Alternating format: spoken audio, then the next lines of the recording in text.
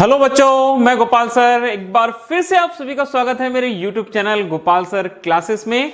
आज हम देखने वाले हैं क्लास 12 फिजिक्स और अभी जो हम चैप्टर देख रहे हैं उस चैप्टर का नाम है बेटा चुंबकत्व एवं द्रव्य। और आज है हमारा लेक्चर नंबर 9 और लेक्चर नंबर 9 में जो टॉपिक हम आपको पढ़ाने वाले हैं उस टॉपिक का नाम है बेटा भूचुंबकत्व और भूचुंबकीय तत्व। ठीक है, ये टॉपिक हम आज देखने वाले हैं।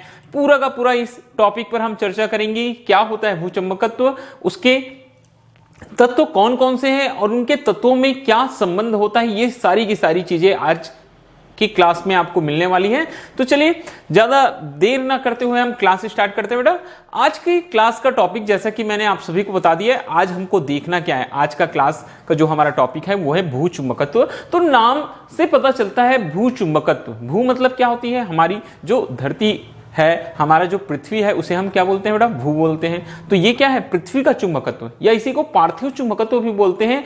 तो जो हमारा जो पृथ्वी है, जो हमारी धरती है, वो एक चुंबक की तरह व्यवहार करती है और इसी को बोला जाता है, उसके गुण को भू चुंबकत्व कहा जाता है। तो आज के क्लास का जो हमारा जो लेक्चर है, जो टॉपिक है, पूरा का पूरा इसी चीज पर आधारित है कि पृथ्वी जो है एक चुंबक की तरह व्यवहार करती है। तो हमको देखना है कि पृथ्वी का जो चुंबकत्व है वो किस तरह से व्यवहार करता है, उसमें कौन कौन से एलिमेंट्स, कौन कौन से तत्व पाए जाते हैं, उनमें संबंध क्या है। ठीक है, तो चलिए क्लास स्टार्ट करते हैं। सबसे पहली चीज, ठीक है, भूचुंबकत्व या पार्थिव चुंबकत्व बोलता है। देखिए आपको डायग्राम में पृथ्वी दिखाई दे रही है, तो पृथ्वी भूचुंबकत्व है। इस पक्ष में बहुत सारे प्रूफ किए गए हैं। मैं आपको कुछ प्रूफ यहाँ मैंने अभी तो यहाँ नोट करके नहीं रखा हुआ है, फिलहाल मैं आपको बता देता हूँ बेटा कि पृथ्वी क्या है, बोलता है एक क्या है, चुंबक है। इसको अगर प्रूव करना है तो बहुत सारी चीजें हमारे पास में बेटा हम प्रूव कर सकते हैं। तो सबसे पहली चीज होती है, बोलता है अगर पृथ्वी पर किसी भी चुंबक को स्वतंत्रता पूर्वक लटकाया जाता है तो हमेशा वो कौन सी दिशा में ठहरती है, उत्तर दक्षिण दिशा में क्या हो जाती है, बोलता है ठहरता है। यह कब संभव होता है, बोलता है जब पृथ्वी चुंबक की भांति क्या करे, व्यवहार करे। ठीक है, पृथ्वी क्या करे, बोलता है बेटा जब चुंबक की भांति व्यवहार करे।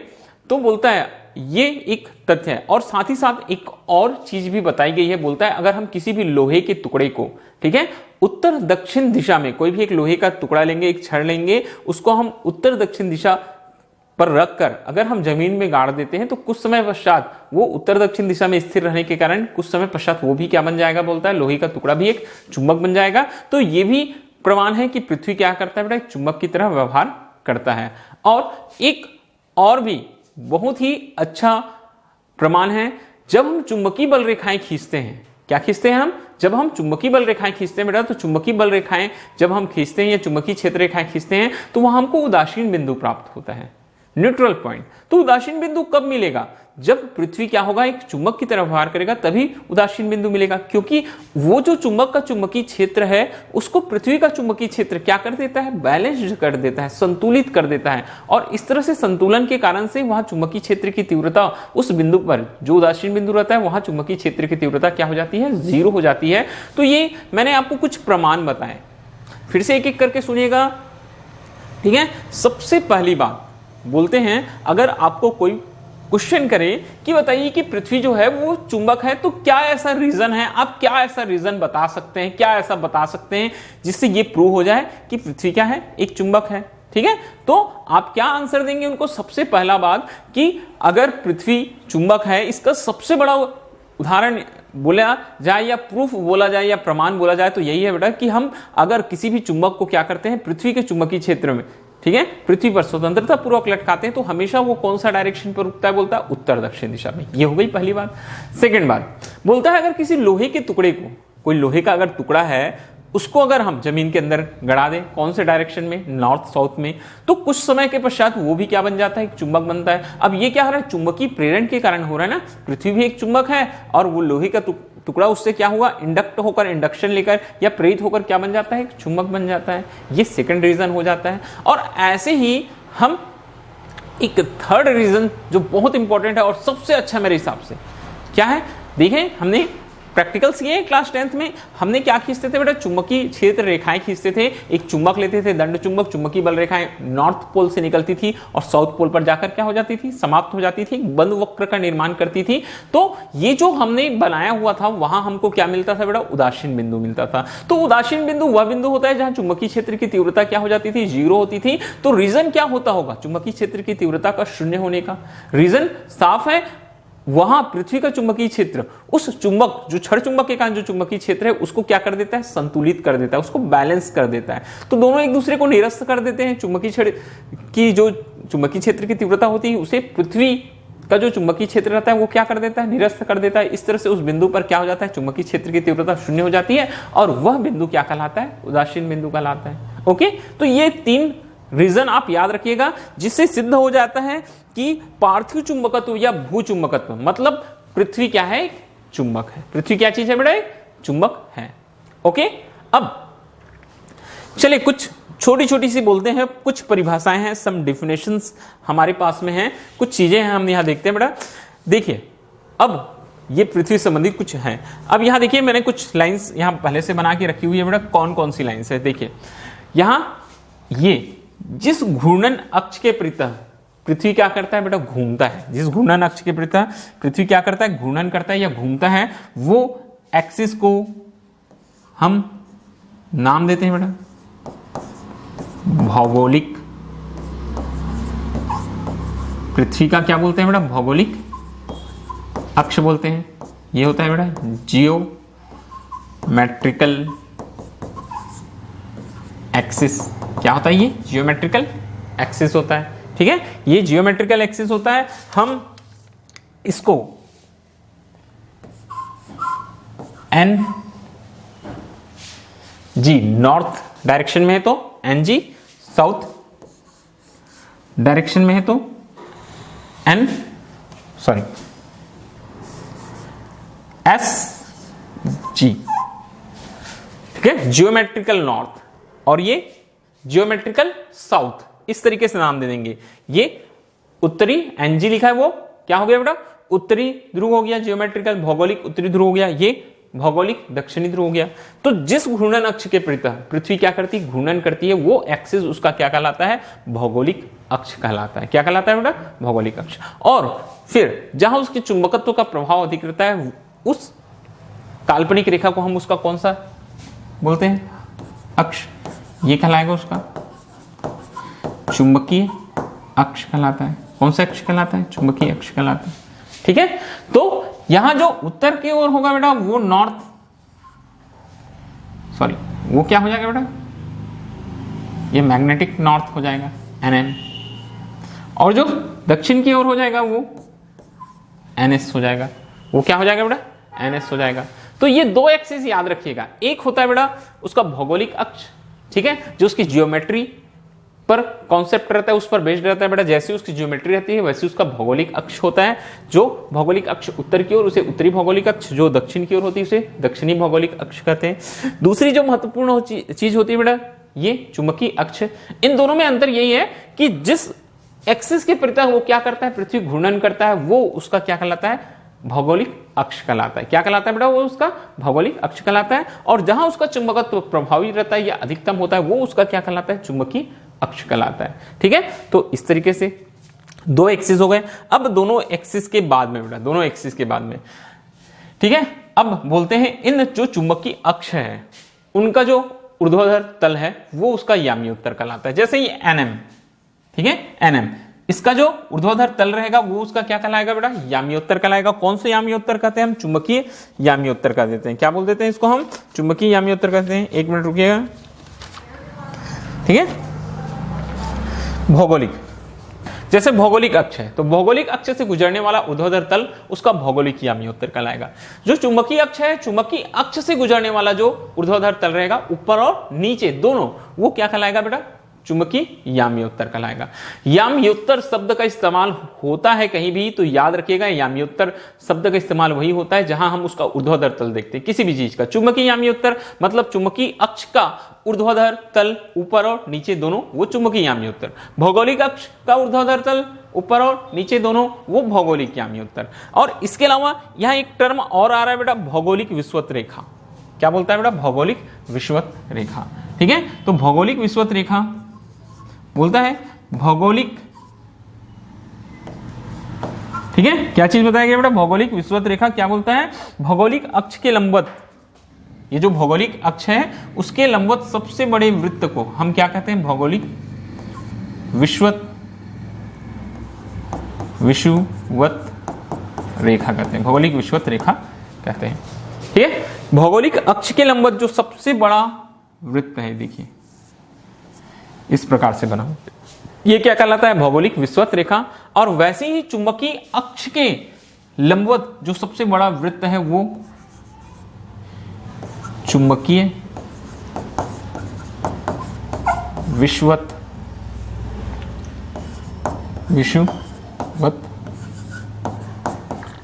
रेखा कहलाती है। चुंबकीय विषुवत क्या कहलाती है? रेखा कहलाती है। ओके, तो ये कुछ टर्म्स हैं जो आपको भू चुंबकत्व के लिए या पार्थिव चुंबकत्व के लिए याद रखना है। एक बार फिर से मैं आपको सारा का सारा टर्म रिवाइज करा देता हूं बेटा। जो उसका उत्तरी भौगोलिक, उत्तरी ध्रुव और दक्षिणी ध्रुव दिखाएगा भौगोलिक, वो उसका क्या कहलाता है? भौगोलिक अक्ष कहलाता है। जहां पर उसके चुंबकीय क्षेत्र की तीव्रता अधिकतम होती है वो एक्सिस, वो उसका क्या कहलाता है? चुंबकीय अक्ष कहलाता है। भौगोलिक अक्ष के परितः ही पृथ्वी क्या करता है? बोलता है घूर्णन करता है। फिर हमने बताया बेटा भौगोलिक अक्ष के लंबवत ऊर्ध्वाधर तल को हम भौगोलिक याम्योत्तर कहते हैं, वैसे चुंबकीय अक्ष के लंबवत तल को हम चुंबकीय याम्योत्तर कहलाते हैं। फिर बताएं कि भौगोलिक अक्ष के लंबवत जो सबसे बड़ा वृत्त होता है वो क्या कहलाता है? भौगोलिक विषुवत रेखा कहलाता है। और वैसे चुंबकीय अक्ष के लंबवत जो सबसे बड़ा वृत्त होता है वो चुंबकीय विषुवत रेखा कहलाता है। ओके, तो ये कुछ टर्म्स हैं जो बहुत ही इंपॉर्टेंट है, जो आगे अभी हमको यूज करने, काम करने बेटा वो। अब इस आज के क्लास के सबसे इंपॉर्टेंट टॉपिक की ओर हम आगे बढ़ रहे हैं। अब देखिए क्या होता है, भूचुंबकीय तत्व। ठीक है, मैग्नेटिक एलिमेंट ऑफ अर्थ बोलता है, मैग्नेटिक एलिमेंट ऑफ अर्थ। तो बोलता है किसी भी स्थान पर भूचुंबकत्व अर्थात पृथ्वी के चुंबकीय क्षेत्र का पूर्ण अध्ययन करने के लिए, किसी भी स्थान पर पृथ्वी के चुंबकीय क्षेत्र, ठीक है, या भूचुंबकत्व का पूर्व अध्ययन करने के लिए कुछ राशियों को उपयोग किया जाता है। इन राशियों को, ये जो राशियां हैं, इन राशियों को ही हम क्या कहते हैं? बोलता है बेटा भूचुंबकत्व कहते हैं या पृथ्वी के चुंबकीय क्षेत्र के अवयव कहते हैं। ठीक है, मतलब पृथ्वी के चुंबकीय क्षेत्र का अध्ययन करने के लिए उपयोग में लाई जाने वाली चीजों को क्या बोलेंगे? हम बोलेंगे भूचुंबकीय तत्व या पृथ्वी के चुंबकीय क्षेत्र के अवयव, elements of earth, magnetic elements of earth बोलेंगे। तो बोलते हैं बेटा भूचुंबकत्व पृथ्वी के चुंबकीय क्षेत्र के निम्न 3 अवयव होते हैं। हमको पृथ्वी के चुंबकीय क्षेत्र का पूर्ण रूप से अध्ययन करने के लिए निम्न 3 चीजों की जरूरत पड़ती है। सबसे पहला जो चीज होती है बेटा वो होता है दिक्पात कोण। क्या होता है वो? दिक्पात कोण होता है। तो फर्स्ट हमारे पास आ जाएगा बेटा दिक्पात कोण आ जाएगा। सेकंड होता है नमन कोण या नति कोण। सेकंड नंबर में क्या देखें? नमन कोण या नति कोण। और तीसरा देखेंगे पृथ्वी के चुंबकीय क्षेत्र का क्षैतिज घटक। तो ये तीनों चीजों की सहायता से हम पृथ्वी के चुंबकीय क्षेत्र का अध्ययन कर सकते हैं। तो चलिए हम बारी बारी से देखते जाएंगे बेटा, 1 बाय 1। सबसे पहली चीज दिक्पात कोण। क्या देखना है हमको? दिक्पात कोण के बारे में देखना है। क्या बोलता है कि किसी भी स्थान पर भौगोलिक याम्योत्तर तथा चुंबकीय याम्योत्तर के बीच के कोण को क्या कहते हैं? बोलता है बेटा दिक्पात कोण कहते हैं। भौगोलिक याम्योत्तर और चुंबकीय याम्योत्तर के बीच के कोण को दिक्पात कोण कहते हैं। इसका मान स्थान स्थान पर बदलता रहता है। इसे हम किससे प्रदर्शित करते हैं? इसे हम डी से प्रदर्शित करते हैं, स्मॉल डी से प्रदर्शित करते हैं। किसी भी स्थान पर चुंबकीय याम्योत्तर वह ऊर्ध्वाधर समतल है जो पृथ्वी के चुंबकीय अक्ष से गुजरता है। मैंने बताया था चुंबकीय अक्ष के ऊर्ध्वाधर तल को चुंबकीय याम्योत्तर और भौगोलिक अक्ष के ऊर्ध्वाधर तल को भौगोलिक याम्योत्तर। ठीक है, याम्योत्तर शब्द आते ही हमारे दिमाग में ये घंटी बजनी चाहिए कि जो ऊर्ध्वाधर तल है वही क्या कहलाता है? याम्योत्तर। अगर भौगोलिक याम्योत्तर की बात करेंगे तो भौगोलिक अक्ष का ऊर्ध्वाधर तल, चुंबकीय याम्योत्तर की बात करेंगे तो चुंबकीय याम्योत्तर का ऊर्ध्वाधर तल। ठीक है, तो इन दोनों के बीच बने कोण को बोलता है बेटा, इन दोनों के बीच बने कोण को हम क्या कहते हैं? दिक्पात कोण कहते हैं। बोलता है क्या कहते हैं? दिक्पात कोण। तो देखो पिछले डायग्राम में अगर हम चलेंगे तो हमारे पास में किस तरीके से एक्सिस बन रहे थे। एक एक्सिस हमारा था बेटा ये कैसा अक्ष था, चुंबकीय अक्ष था। कैसा अक्ष था बेटा ये हमारे पास में, चुंबकीय अक्ष था, ठीक है। और इस ओर कौन सा अक्ष था हमारे पास में, भौगोलिक अक्ष था। इधर क्या था बेटा, भौगोलिक अक्ष था, ठीक है। एक चुंबकीय अक्ष और एक भौगोलिक अक्ष। तो अगर हम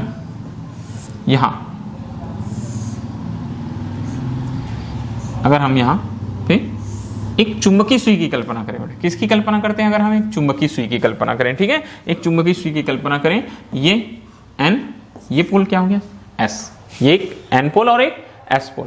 तो इन दोनों के मध्य जो बनने वाला कोण होगा बेटा, ये जो कोण बनेगा, ठीक है, ये जो कोण बनेगा, ये कोण क्या कहलाएगा बेटा, दिक्पात कोण। क्या कहलाता है ये, दिक्पात कोण कहलाता है। किससे डिनोट करते हैं, कैपिटल D से, ठीक है। किसके मध्य बोलता है बेटा, किसी स्थान पर भौगोलिक याम्योत्तर और चुंबकीय याम्योत्तर, भौगोलिक याम्योत्तर और चुंबकीय याम्योत्तर के मध्य जो कोण बनता है उसे दिक्पात कोण कहते हैं, ठीक है। इसका मान स्थान स्थान पर बदलता रहता है, इसे D से प्रदर्शित करते हैं। किसी भी स्थान पर चुंबकीय याम्योत्तर वह ऊर्ध्वाधर तल है जो पृथ्वी के चुंबकीय अक्ष से गुजरता है, और भौगोलिक याम्योत्तर वह ऊर्ध्वाधर तल है जो पृथ्वी के भौगोलिक अक्ष से क्या करता है, बोलता है, गुजरता है। तो इन दोनों के लंबवत तलों के मध्य बनने वाले कोण को, ये चुंबकीय अक्ष का लंबवत तल, ये भौगोलिक अक्ष का लंबवत तल, इधर ये कोण कितना बना बेटा, D कौन सा कोण कहलाता है, ये जो D है, इस D को हम बोलेंगे बेटा दिक्पात कोण, ये कहलाएगा दिक्पात कोण, ठीक है, इस तरीके से, ठीक है। मैंने बना दिया, एक चुंबकीय अक्ष बना दिया, एक भौगोलिक अक्ष, दोनों के मध्य कोण बना के दिखा दिया बेटा। ये क्या हो गया हमारे पास में, दिक्पात कोण हो गया। आगे बढ़ेंगे, नेक्स्ट अब बात करते हैं नमन कोण या नति कोण की। किसकी बात करते हैं बेटा हम, नमन कोण या नति कोण की। बोलता है कि जब भी किसी चुंबकीय सुई को स्वतंत्रता पूर्वक इस प्रकार लटकाया जाए कि वह ऊर्ध्वाधर में स्वतंत्रता पूर्वक गति कर सके, तो जब सुई स्थिर अवस्था में आती है तो हम सुई को क्षैतिज में कुछ झुकी हुई पाते हैं, बोलता है, ठीक है, एक आधार से, ये एक आधार है बेटा, ठीक है, एक आधार से।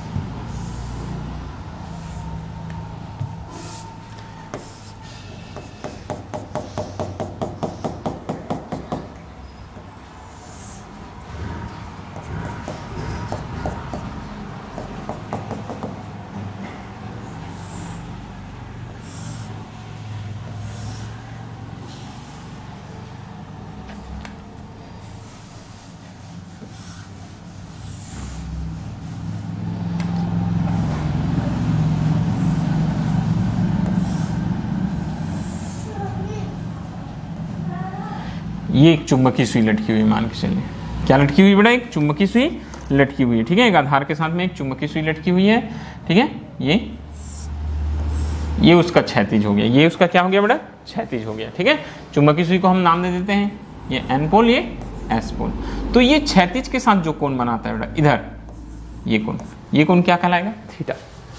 नमन कोण या नति कोण, फिर से एक बार देखिएगा, क्या बोलता है, जब किसी चुंबकीय सुई को स्वतंत्रता पूर्वक इस प्रकार लटकाया जाए कि यह ऊर्ध्वाधर में स्वतंत्रता पूर्वक गति कर सके, जब ये चुंबकीय सुई इस तरीके से स्थिर अवस्था में हो जाएगी, ये क्या कहलाता है बेटा, इसका क्षैतिज कहलाता है। क्या कहलाता है इसका, क्षैतिज। तो यह क्षैतिज के साथ जो कोण बनाती है, क्षैतिज के साथ क्या करती है, बोलता है, जो कोण बनाती है उस कोण को हम क्या कहते हैं, यहां लिखा है, चुंबकीय सुई के अक्ष जिस कोण से क्षैतिज के साथ झुकी रहती है उस कोण को हम नमन कोण या क्या कहते हैं बेटा, नति कोण कहते हैं। ये है नमन कोण या नति कोण। क्या कहलाएगा ये, नमन कोण या नति कोण कहलाएगा। बहुत ही सिंपल है, ठीक है, क्लियर हुई बात। जब भी किसी चुंबकीय सुई को स्वतंत्रता पूर्वक लटकाया जाएगा तो वह क्षैतिज से थोड़ा सा झुका हुआ दिखाई देता है, और क्षैतिज के साथ जो कोण बनाता है वह कोण नमन कोण या क्या कहलाएगा, नति कोण कहलाएगा। फिर आगे बढ़ते हैं बेटा, बहुत ही छोटी छोटी चीजें हैं, बहुत ही छोटी छोटी चीजें, और अच्छे से याद रखना है कि क्या चीज है। देखो तीसरा चीज, महत्वपूर्ण चीज, यहाँ क्या बोलता है, पृथ्वी की चुंबकीय क्षेत्र का क्षैतिज घटक। भूमध्य तथा ध्रुवों के अतिरिक्त पृथ्वी का चुंबकीय क्षेत्र क्षैतिज के साथ थीटा या नमन कोण या नति कोण बनाता है। इसे दो घटकों में वियोजित किया जाता है, बोलता है। जो नमन कोण या क्या बनता है बेटा, जो नति कोण बनता है, अभी हमने बनाया था, देखो फिर से एक बार हम वही काम करेंगे। ये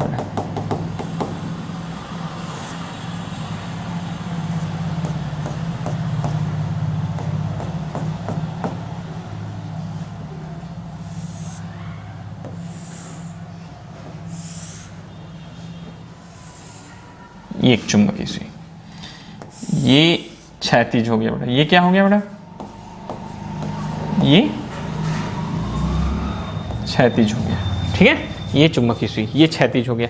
अब यहां देखिए क्षैतिज के साथ में कितना कोण बना रहा है ये दिशा क्षैतिज की बेटा, यहां जो कोण बन रहा है क्षैतिज के साथ, ये कोण कितना है, थीटा है, ये कोण कितना बन रहा है बेटा, थीटा कोण बन रहा है, ठीक है। थीटा कोण क्या हो गया, नमन कोण या नति कोण हो गया, नमन कोण या क्या हो गया बेटा, नति कोण हो गया, ठीक है। अब यहां से हम दो एक्सिस बनाएंगे, ये होता है बेटा परिणामी चुंबकीय क्षेत्र बी, ये परिणामी चुंबकीय क्षेत्र क्या हो जाता है बेटा बी, ये चुंबकीय क्षेत्र क्या हो जाएगा, परिणामी चुंबकीय क्षेत्र बी, ये उसका हॉरिजॉन्टल कंपोनेंट एच और ये जो उसका वर्टिकल कंपोनेंट वी। ध्यान से देखते जाएंगे, एक आधार के साथ हमने एक चुंबकीय सुई, ये क्या चीज है बेटा, चुंबकीय सुई है, ठीक है, ये क्या चीज है, एक चुंबकीय सुई है, लटकाया हुआ है। वो क्षैतिज के साथ कितना कोण बना रहा है, थीटा कोण बना रहा है, क्षैतिज के साथ कितना कोण बना रहा है, थीटा कोण बना रहा है। ये थीटा कोण, ये कैसा कोण हुआ, ये हुआ नमन कोण, ठीक है, ये कैसा कोण हुआ बेटा, एक मिनट, ये हुआ नमन कोण, ठीक है, ये कैसा कोण हुआ, ये हुआ बेटा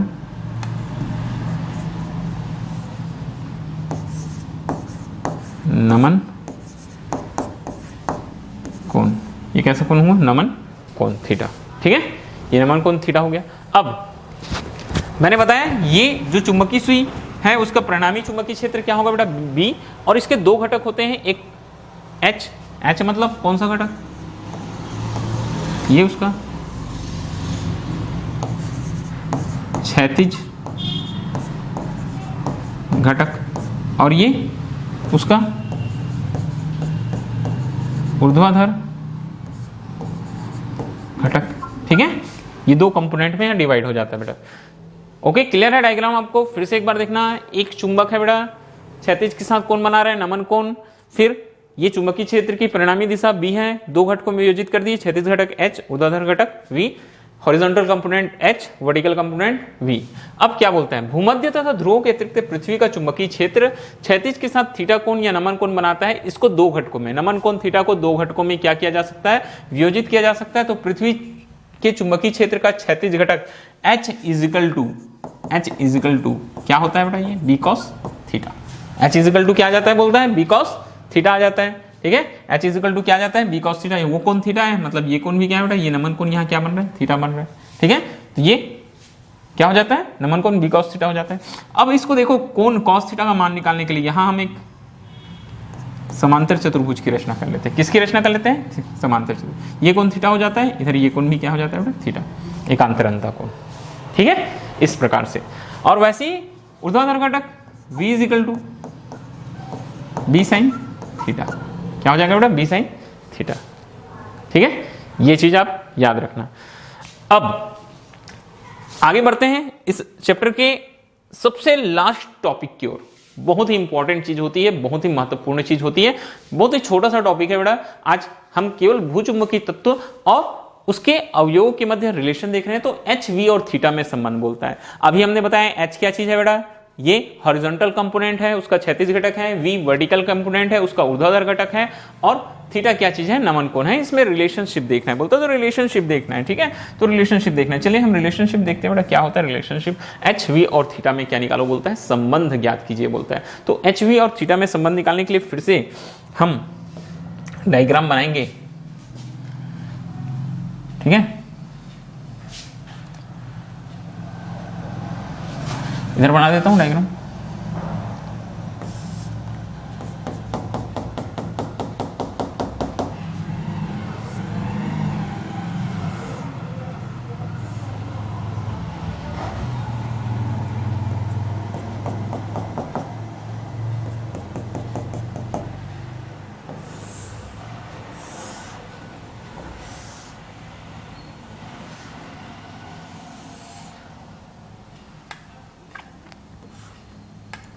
कुछ ऐसा, एक चुंबकीय सुई है बेटा, क्या चीज है, चुंबकीय सुई है। इसके दोनों ध्रुव हम मान लेते हैं, ये n है और ये क्या चीज है बेटा, s है। ठीक है, अब मैंने आपको बताया था ये क्या चीज है, ये होता है बेटा क्षैतिज। ये क्या चीज होता है बेटा, क्षैतिज। ठीक है, अभी जो हमने डायग्राम बनाया वही डायग्राम फिर से रिपीट करेंगे बेटा। ये परिणामी चुंबकीय क्षेत्र B, ये उसका क्षैतिज घटक H, ये उसका ऊर्ध्वाधर घटक V। ठीक है, ये उसका ऊर्ध्वाधर घटक V, ये नमन कोण थीटा,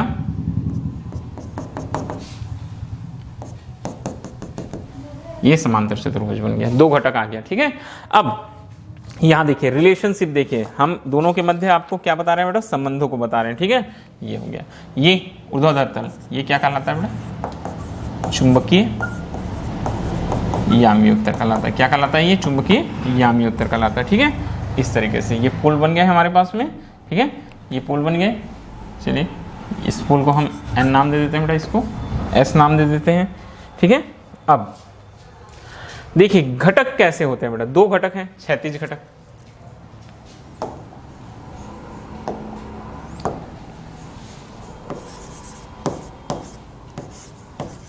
क्षैतिज घटक H इजिकल टू, ठीक है, क्षैतिज घटक H इजिकल टू, अभी मैंने बताया बेटा H इजिकल टू क्या देखे हमने, B cos थीटा, और ठीक है ऊर्ध्वाधर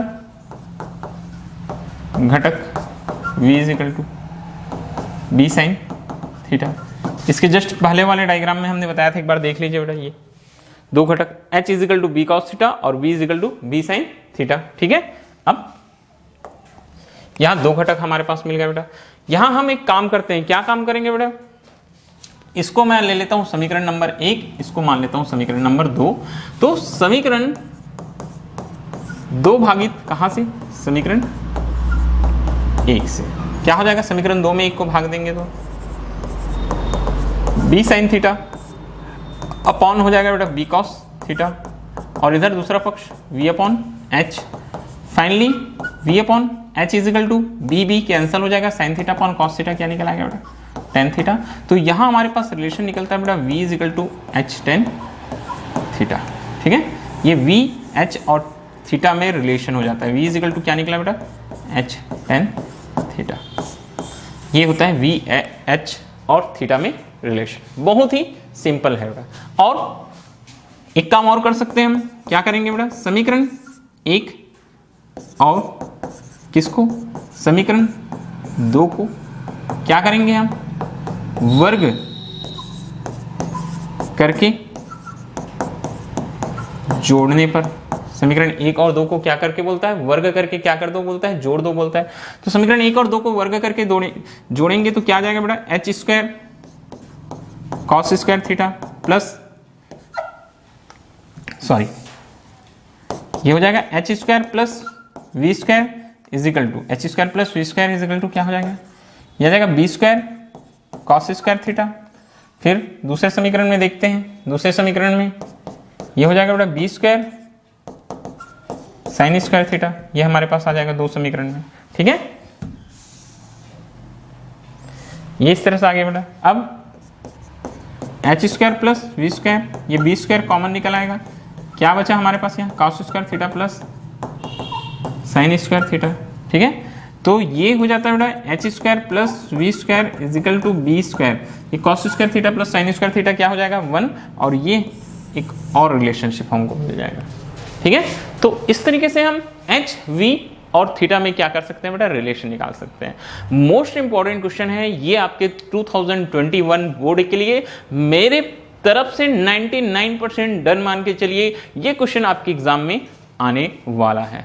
ठीक है, चाहे आप एनसीईआरटी के बच्चे हो या कोई भी बोर्ड के बच्चे हो, यूपी बोर्ड के हो, बिहार बोर्ड के हो, एमपी बोर्ड के हो, राजस्थान बोर्ड के हो, जो भी हिंदी मीडियम बोर्ड है, सारे बोर्ड के लिए 99% ये क्वेश्चन चांसेस बनते हैं एग्जाम में आने के, और 2021 बोर्ड एग्जाम के लिए बहुत ही इंपॉर्टेंट क्वेश्चन है।